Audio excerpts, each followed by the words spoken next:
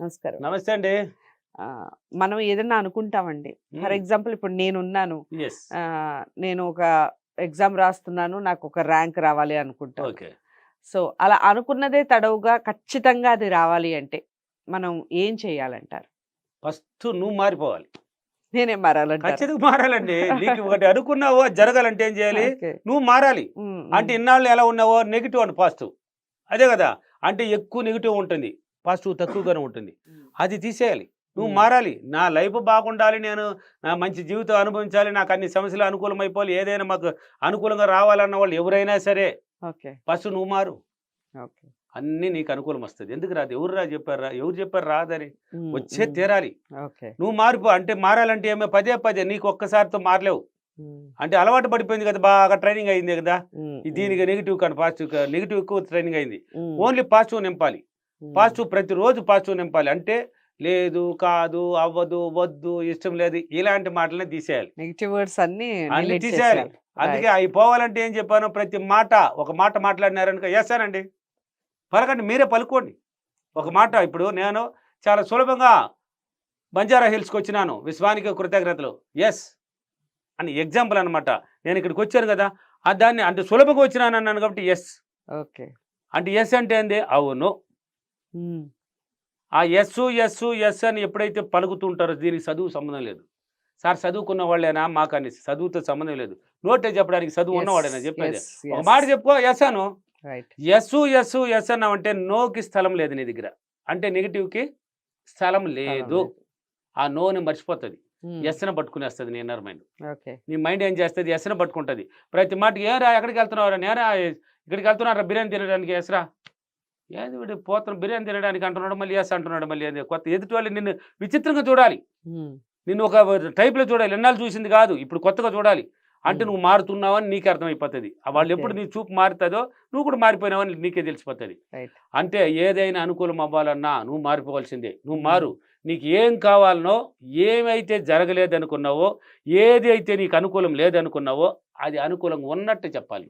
Okay. అనుకూలంగా ఉన్నట్టే చెప్పుకోవాలి. నువ్వు చెప్పుకో. నీతో నువ్వు చెప్పుకో. ఓకే. నేనెళ్తున్నాను ఈ పని కోసం, పలానా పని కోసం. అది హ్యాపీగా నాకు జరిగింది అనేసి నువ్వు చెప్పుకో. హ్మ్. జరిగినట్టే చెప్పుకో. ఓకే. పదే పదే దీనికి ట్రైనింగ్ ఇచ్చేయాలి.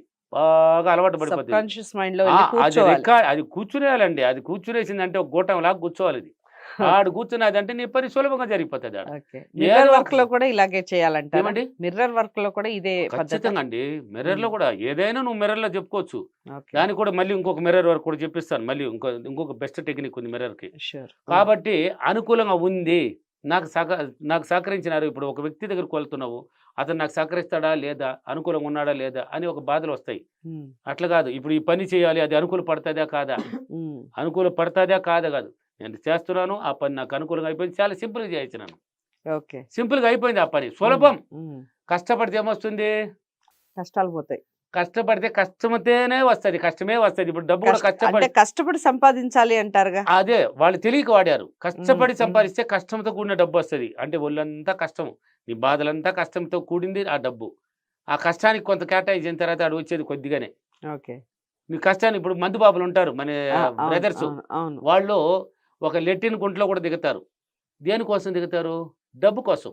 ఓకే. అంటే బ్లాక్ అయ్యి ఉంటది గదా! హ్మ్. నేను ఈ మధ్యన చూశానండి ఒక సిటీలో. హ్మ్. ఏందిరా డబ్బు కోసం ఇలా కూడా ఉన్నారా? అంటే ఆ మందులేసుకుంటున్నారు. చూడు అక్కడ ఏం చేస్తున్నాడు ఆయనకి ఆడ రూ. 1000 ఇస్తారనుకో ఓకే. వీడు 2 క్వార్టర్‌లు లోపలికేస్తున్నాడు. హ్మ్. అంటే తెలియకుంటుండడానికి ఆ స్మెల్ ఇదంతా. తాగేసిపోతున్నాడు. అంటే కష్టంతో పోయేసి మళ్ళీ 2 క్వార్టర్‌లు పోయి స్నానం చేసుకుంటే కష్టంతో ఆడికి మిగిలింది 200 రైట్. ఆడ. రైట్. పోయింది మొత్తం. సో, మనం అనుకున్నదే తడవుగా మనం కష్టాన్ని వదిలేయాలసలు. కష్టాన్ని వదిలేయి. హ్మ్. ఏదైనా సులభం. హ్మ్. ఏదైనా నాకు సులభమే. ఓకే. సులభంగా నేను ఎలా సంపాదిస్తావురా నువ్వు అంటే సులభంగా సంపాదిస్తాను. ఈ డబ్బు కష్టంతో సంపాదించిన డబ్బురా అనుకుంటా నా ఉంటారు. కష్టార్జితం అనమాట. కష్టార్జితం అంటారు. వాళ్ళు కష్టంగానే పడ్డారు. నేను రైట్. అలా కాదు. నేను కూడా ఒకప్పట్లో అలానే. ఇప్పుడు ఏదైనా నాకు సులభమండి. ఓకే. నా మాటే మంత్రం. రైట్. కాబట్టి అనుకూలం అవ్వాలి గదా!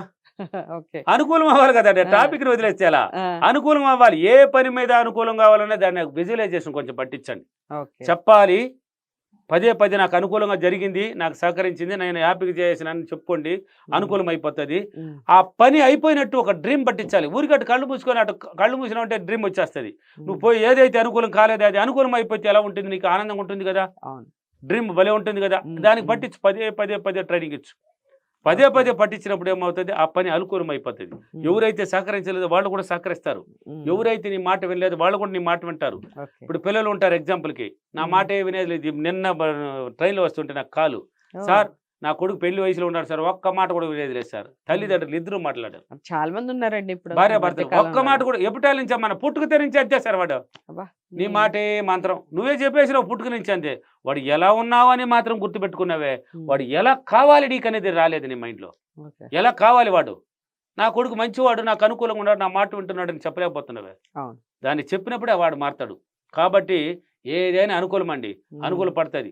కాబట్టి మీరు పదే పదే చేయండి, మీకు అనుకూలంగా అవుతుంది.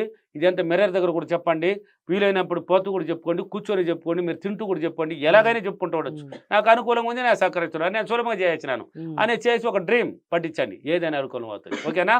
ఈరోజు అఫర్మేషన్, నేను ఏది అనుకున్నా అది చాలా సులభంగా నాకు అనుకూలంగా మారి నేను హ్యాపీగా ఉన్నందుకు విశ్వానికి చాలా చాలా కృతజ్ఞతలు. థ్యాంక్ యూ వారు, thank you money. Okay. So అనుకూలంగా మారాలి అంటే ఏం అఫర్మేషన్ తీసుకోవాలనేది కూడా క్లియర్ గా చెప్పారు. చెప్పేశాను. ధన్యవాదాలు. థ్యాంక్ యూ అండి.